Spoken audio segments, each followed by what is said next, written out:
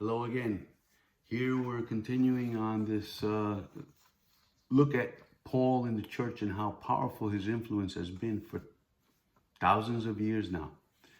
It's because of Paul that the church is in the state that it's in today. Don't blame Jesus for people who have cold, hard-hearted hearts towards other people. You can blame Paul for this. You can blame Paul's teachings. Here, I don't judge Paul or condemn him as a person. That's Jesus's business. But what I do reject is his teaching. And unless you look at his teaching and compare it to Jesus's teaching, you may find yourself still enslaved to the Antichrist churches. The Antichrist churches are able to hold their people because of the teachings of Paul. The Antichrist churches are able to control people because of the teachings of Paul. The Antichrist churches are able to basically keep people in line because of the teachings of Paul. Because it's through the teachings of Paul that hierarchy comes into the church. Jesus taught that he's our only teacher. There is no hierarchy. There are no super Christians. There are no Christians that are hoity-toity and better than others. There are no Pharisees in the church. The word Pharisee means separated. There is none of that. In the church, you have humble believers who know that it's because of Jesus that they've been saved. And the church of Jesus is a spiritual church. It's an invisible church. It's a church that includes all of its believers. Anyone who believes in Jesus is part of that church. But too often, we are not aware that we are part of that big church, that big one church that Jesus built. Jesus built one church. He didn't build many churches. What you see out there are buildings with steeples and all these places of worship. That's not Jesus's idea. Jesus says where 2 or 3 gather in my name, that he's in our midst. Jesus isn't about these mega churches where you hardly know anybody there. You go to these big groups with large gatherings, and everyone is smiling, shaking hands, being nice there.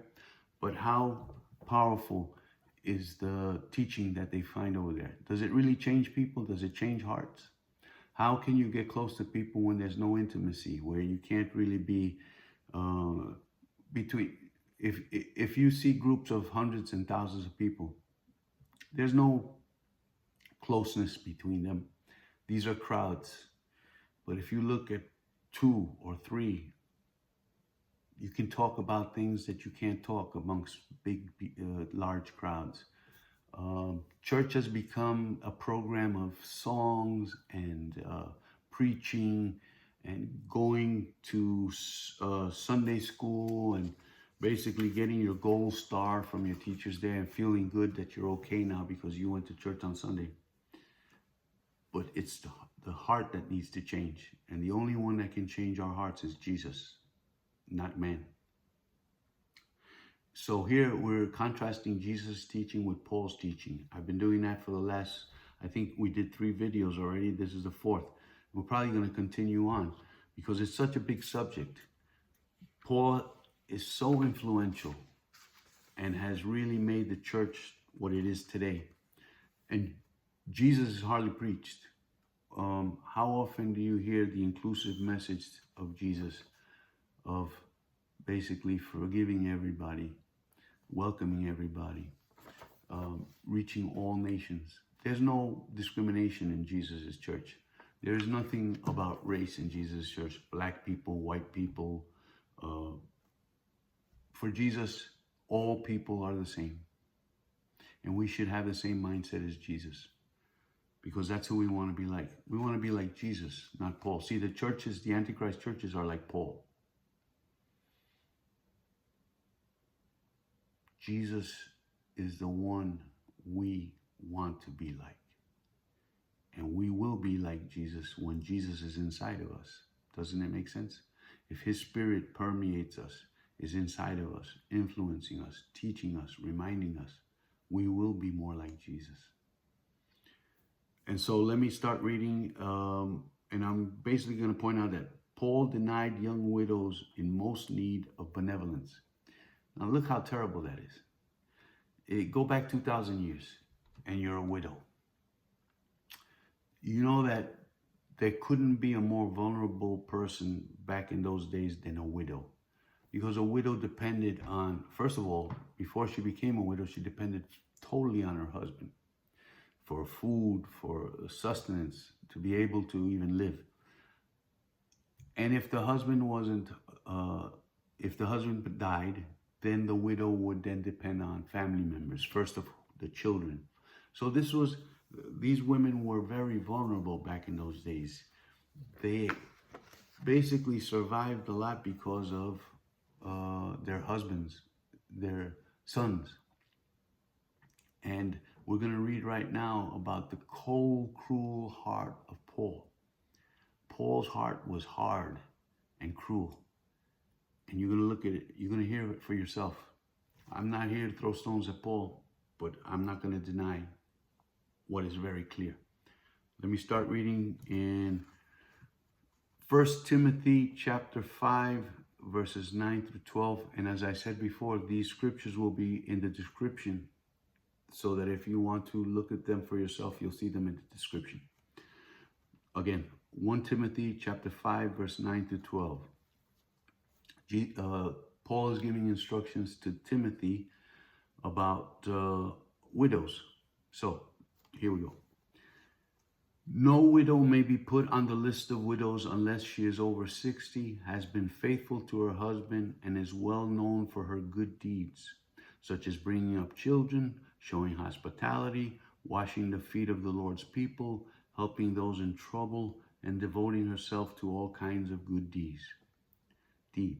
As for younger widows, do not put them on such a list, for when their sensual desires overcome their dedication to Christ, they want to marry. Thus, they bring judgment on themselves because they have broken their first pledge. This is complete nonsense because, as we'll see in a minute, Jesus totally obliterates this argument here. And as you can see, Paul has no heart for these young widows. Now, I don't know of anybody who's more vulnerable than a widow back in those days. But it sure seems very mean to me that he wouldn't take care of these young widows who believe in the Lord. These were widows that were part of congregations. And he's telling Timothy privately, he's writing a letter to Timothy and telling him, don't put those young widows on the list because they're going to want to marry. And I ask you, what's wrong with wanting to get married? Why does Paul make that such a terrible thing? This is the reason why many in the Antichrist churches are, I would say, have a very bad disposition towards things that are good. Marriage is a good thing. And if you're a widow and you find somebody who loves you and you love them, according to Jesus, you can marry. But not according to Paul. According to Paul, it's like they're breaking their first pledge. And now I'm going to contrast this with what Jesus teaches. Jesus raises a widow's son. And this is Luke chapter 7, verses 11 to 17. Now look how loving our Lord is. This is an amazing heart that Jesus has. Soon afterward, Jesus went to a town called Nain, and his disciples and a large crowd went along with him. As he approached the town gate, a dead person was being carried out, the only son of his mother, and she was a widow. And a large crowd from the town was with her. When the Lord saw her, his heart went out to her, and he said, "Don't cry." Then he stood up and touched the bier they were carrying him on, and the bearers stood still. He said, "Young man, I say to you, get up." The dead man sat up and began to walk, and Jesus gave him back to his mother. They were all filled with awe and praised God. "A great prophet has appeared among us," they said. "God has come to help his people." This news about Jesus spread throughout Judea and the surrounding country. When Jesus sees a person suffering, his heart goes out to them. As written here, his heart went out to her. Jesus wasn't saying don't put her on a list. Jesus wasn't saying to keep her off some benevolence list that might help her with food or her needs. Jesus resurrected her son. Okay, this is a big miraculous thing that Jesus did. But the lesson is, let's help them. Let's not hurt them. And I want to continue on this particular subject because Paul was saying that the young widows would want to remarry as if that was something bad. There's nothing bad with getting married. You're a widow. There's nothing to think about. If two people meet each other, a widow, young widow, old widow, and meets another person who's going to be good to her and she's going to be good to them, marry. Not according to Paul. Paul wanted everybody celibate. I mean, that's one of the things that's pretty, I think, messed up out there, in